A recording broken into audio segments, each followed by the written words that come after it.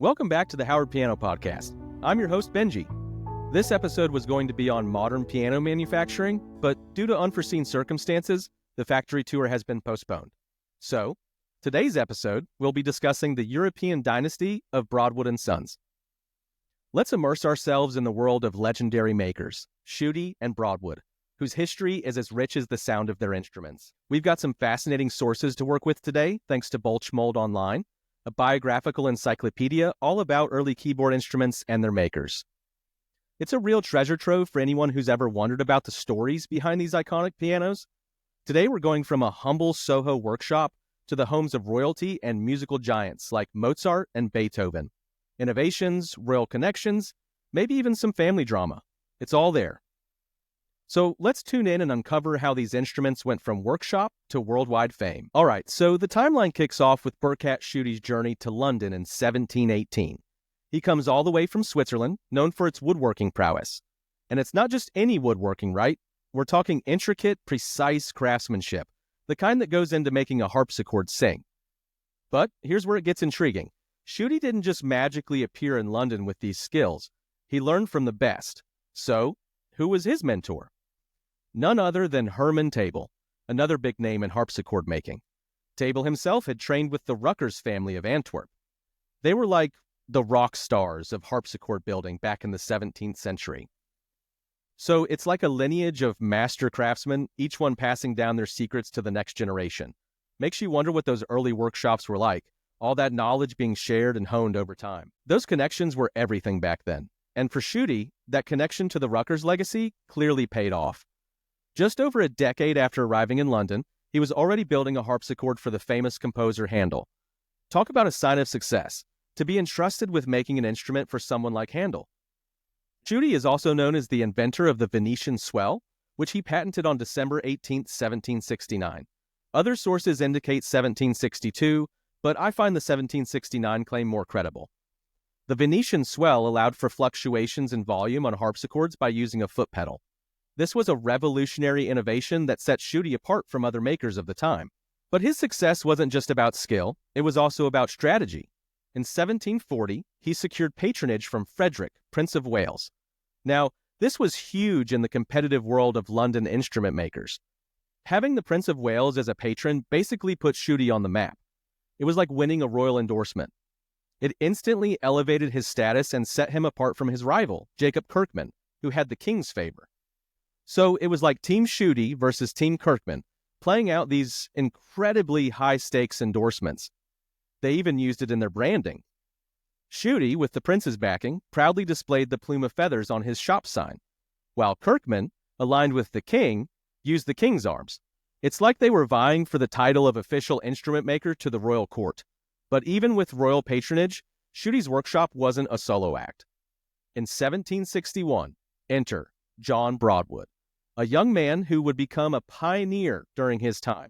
His arrival from Scotland marks a turning point in our story. Not only did he join Shudi's workshop, but he rose through the ranks quickly, showing a real knack for the craft. And then, as if taken straight out of a period drama, he married Shudi's daughter, Barbara. That's right. That's one way to secure your place in the family business. By 1769, he's a full partner. Talk about ambition. But also incredible talent and timing. The 18th century was a period of immense change in music, and a new instrument was about to take center stage, the piano. Of course, we have to give a nod to Bartolomeo Cristofori for inventing this exquisite instrument in the early 1700s.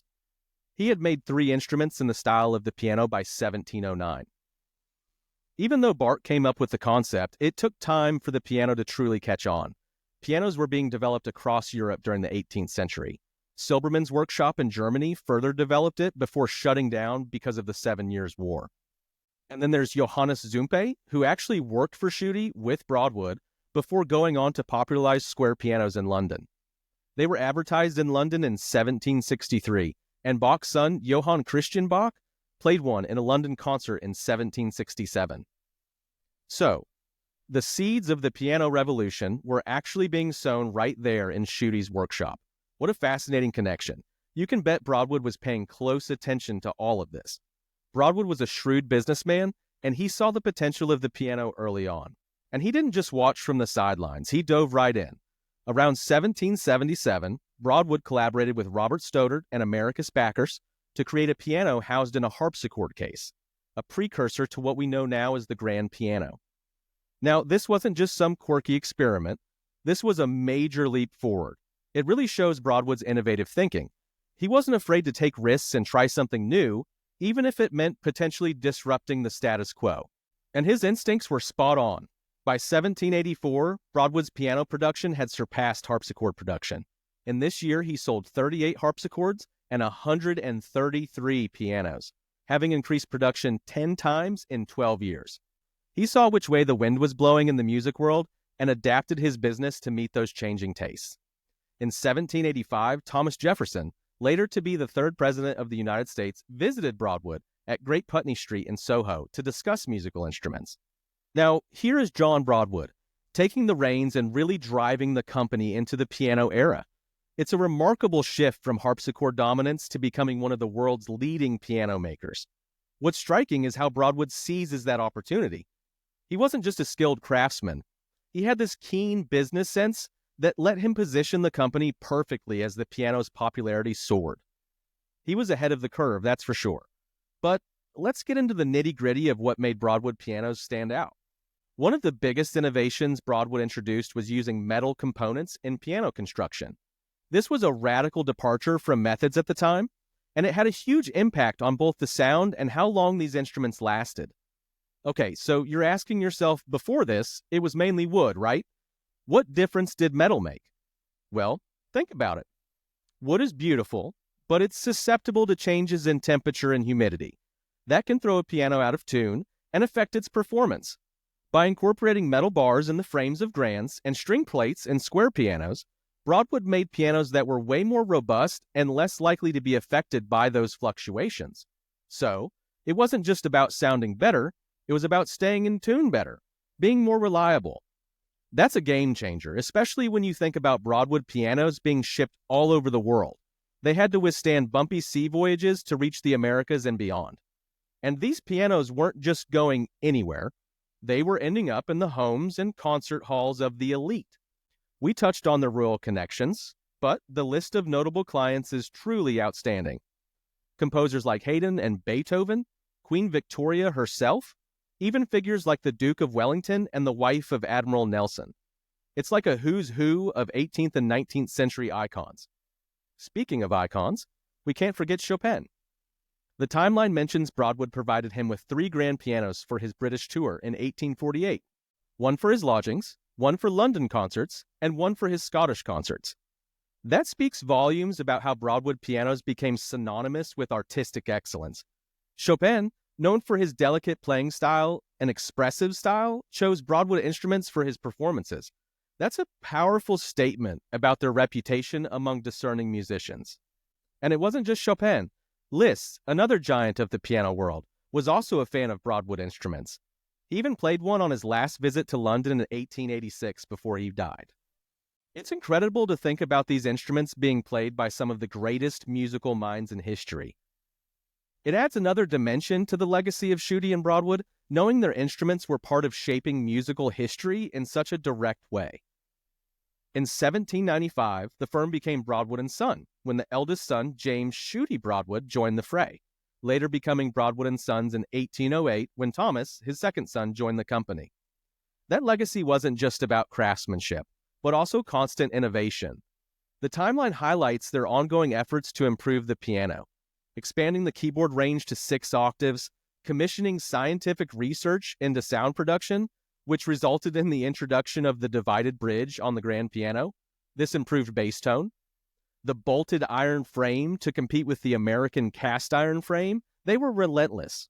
One of their most groundbreaking innovations was the barless grand piano with overstringing in 1888. There is an entire book dedicated to this innovation titled The Broadwood Barless Piano by Alistair Lawrence. This revolutionary design did away with the metal bars that were part of the frame. The result, a richer, more resonant sound.